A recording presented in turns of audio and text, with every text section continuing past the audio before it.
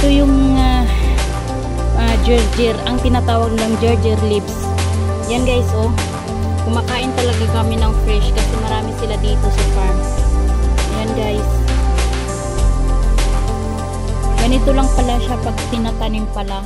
Nambubuhay pala siya ng mga ganito. Pero maganda ang lupa dito sa farm nila. Yan guys. Kaya nakakakain kami ng fresh. At saka yung coriander, papakita ko po sa inyo. Ayan guys. Yan ang coriander. Fresh. Alam nyo ba guys, pag nakaka-harvest sila dito, namimigay po siya sa kapitbahay. Ayan guys.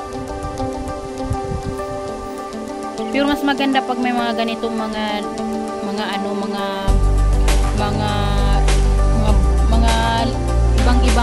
ibang grass kasi natatabunan po kasi siya pa, dahil dito malamig. Ngayon malamig, pero pag araw talaga yung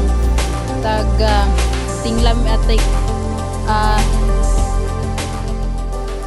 tuwing nag-aaraw talaga dito, sobrang mainit, sobrang init talaga dito. Pero ngayon kasi malamig, yan siya, maganda ang tubo.